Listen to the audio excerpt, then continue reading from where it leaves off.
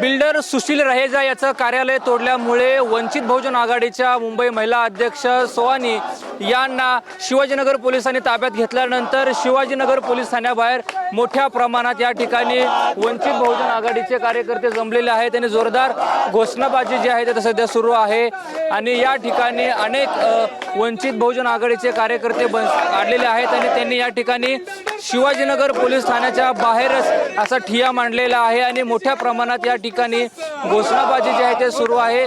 गेल्या अनेक तासापासून ज्या त्यांच्या मुंबई महिला अध्यक्ष आहेत त्यांना देखील या ठिकाणी ठेवण्यात आलेलं आहे, त्यामुळे त्यांच्यावरती गुन्हे जे आहेत ते दाखल झाल्याची माहिती मिळते। त्यामुळे आता पोलीस प्रशासनाने जे आहे ते त्यांच्यावरती ही अशा प्रकारची घटना घडल्यामुळे स्नेहल सोहानी ही मुंबई महिला अध्यक्ष आहेत त्यांच्यावरती गुन्हा दाखल करण्यात आलेला आहे। रहेजा बिल्डरचं ऑफिस फोडल्यामुळे हा त्यांच्यावरती गुन्हा दाखल करण्यात आला होता आणि त्यामुळे आता या ठिकाणी कार्यकर्त्यांची जोरदार घोषणाबाजी असल्याचं आपल्याला पाहायला मिळतंय। या ठिकाणी जे ते ज्यांच्यावरती गुन्हा दाखल झाला होता त्या या ठिकाणी आलेले आहेत, त्यांच्याशी आपण बातचीत करणार आहोत। नक्कीच घोषणाबाजी जी आहे ते सुरू आहे। ज्यांना ताब्यात घेण्यात आलं होतं त्या सोहानी या ठिकाणी आलेले आहेत, त्यांच्याशी बातचीत करण्यात आलेला आहोत। काय तुमची पहिली प्रतिक्रिया आहे? तुमच्यावरती गुन्हा दाखल करण्यात आलेला की काय माहिती? खरं तर या ठिकाणी रहेजा बिल्डरचाही निषेध आहे आणि इथल्या पोलीस प्रशासनाचा सुद्धा निषेध आहे। ॲट्रॉसिटी सारखे गंभीर गुन्हे इथल्या रहेजा बिल्डरवरती लागलेल्या असताना सुद्धा आज त्याच्यावरती कुठल्याही पद्धतीची कारवाई या ठिकाणी करण्यात आलेली नाहीये। त्यांना इथल्या पोलीस प्रशासनाकडनं सरळ प्रोटेक्शन देण्याचं काम होतंय आणि आज जेव्हा ही घटना होऊन आज इतके दिवस झाले, महिने उलटून गेलेत, पण तरी सुद्धा त्याच्यावरती इथलं पोलीस प्रशासन कुठल्याही प्रकारे ॲक्शन घेत नाहीये आणि म्हणून वंचित बहुजन आघाडी जेव्हा रस्त्यावरची लढाई लढते त्यावेळेला आमच्यासारख्या कार्यकर्त्यांना वेठीस धरलं जातं, आमच्यासारख्या कार्यकर्त्यांवरती गुन्हे दाखल केले जातात आणि असे 100 गुन्हे घ्यायला आम्ही तयार आहोत।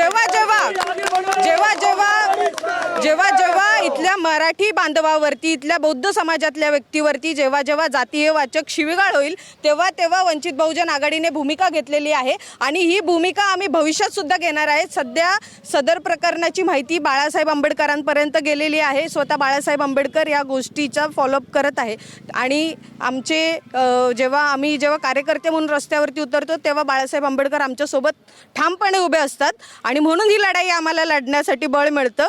आणि सध्या या ठिकाणी संध्याकाळच्या नंतर सुद्धा मला या ठिकाणी आणण्यात आलं होतं। शिवाय तुम्हाला या ठिकाणी किती वाजता आणण्यात आलं होतं? किती ठिकाणी कोणकोणते गुन्हे दाखल झाले तुम्हाला काय माहिती आहे? मला इथे साधारण 8 वाजता आणण्यात आलं होतं। सध्या 12:15 झालेले आहेत आणि त्या सर्व वेळेमध्ये मी रात्री त्यांना संध्याकाळी जेव्हा मला या ठिकाणी आणलं होतं तेव्हा मी त्यांना विचारलं की तुम्ही या ठिकाणी आम्हाला कशासाठी आणलं आहे? तेव्हा आमचा मोबाईल काढून घेतला गेला। आम्हाला या ठिकाणी कुठल्याही प्रकारची एफ आय आर मला ही आत्ता 12 वाजता मिळालेली आहे। त्यांनी जाणून बुजून आमचा वेळ खाल्ला, मला त्या ठिकाणी बसवून ठेवलं गेलं आणि आमच्या अनेक जे कार्यकर्ते आहेत, आमच्या आणखी 3 कार्यकर्ते आहेत आतमध्ये, त्यांच्यावरती सुद्धा या ठिकाणी गुन्हे दाखल झालेले आहेत। आणि कोणकोणते गुन्हे दाखल? सध्या जे गुन्हे दाखल झालेले आहेत हे बेलेबल गुन्हे दाखल झालेले आहेत, पण प्रक्रियेप्रमाणे नॉन बेलेबल गुन्हे दाखल झालेले आहेत। पण या ठिकाणी प्रक्रियेप्रमाणे बेलेबल गुन्ह्यामध्ये नोटीस देण्यात येऊन त्याच्यानंतरची जी प्रक्रिया आहे ती पुढे हे केली जाते। तुम्हाला पोलिसांनी काय सांगितलं बाहेर येताना? सध्या संध्याकाळच्या वेळेला महिलांना पोलीस स्टेशनमध्ये आणणं हे नियमाच्या बाह्य आहे, त्यामुळे मला या ठिकाणावरनं सोडण्यात आलेलं आहे। पण आणखी आपले काही कार्यकर्ते आहेत ज्यांना त्या ठिकाणी ठेवण्यात आलेलं आहे। मला उद्या सकाळी इथे बोलवलेलं आहे आणि मग कोर्टमध्ये बोलवलेलं आहे। त्याच्यानंतर मग जी काही आमची जी वकिलांची टीम आहे ती या ठिकाणी आमच्या सोबत आहे आणि ते आम्हाला सतत मार्गदर्शन करते। काय तुमची आता रास मागणी आहे त्या बिल्डरबद्दल? काय तुमची भूमिका असणार आता आणि यापुढे?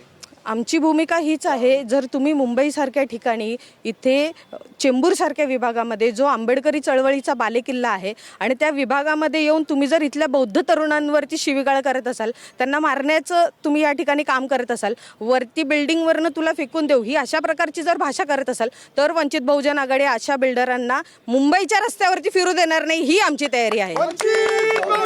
आता पोलिसांकडे काय मागणी त्या बिल्डरबद्दल? काय तुमची आता मेन मागणी असणार आहे? काय आहे? जो ॲट्रॉसिटी अंतर्गत जो गुन्हा दाखल झालेला आहे, आमची मागणी तीच आहे की जी तत्परता इथल्या पोलीस प्रशासनाने वंचित बहुजन आघाडीच्या कार्यकर्त्यांसोबत दाखवली, तीच तत्परता किंवा त्याच्यातलं 1% तरी इथल्या पोलिसांनी त्या बिल्डरच्या विरोधात दाखवावं, हीच आमची भूमिका आहे. मनसेने देखील याबद्दल हे बातचीत म्हणजे ट्विट केलेलं आहे. त्यांचं असं म्हणणं आहे की भाजप सरकार आल्यानंतर बिल्डरची मजुरी वाढली, अशा प्रकारे त्यांच्या वतीने सांगितलं. याबद्दल तुम्हाला काय वाटतं?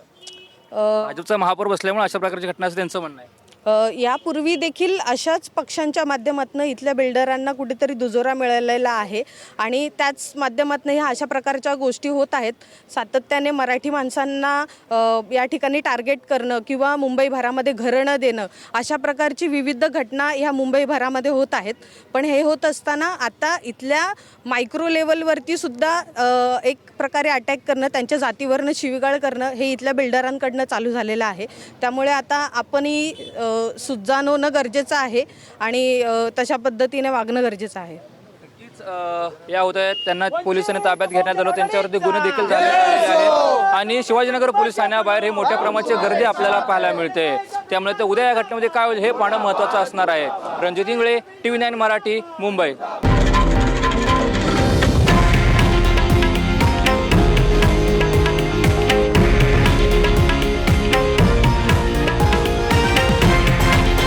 हे आहे देशातील नंबर 1 न्यूज नेटवर्क आणि आपण पाहत आहात TV9 मराठी, एकमेव.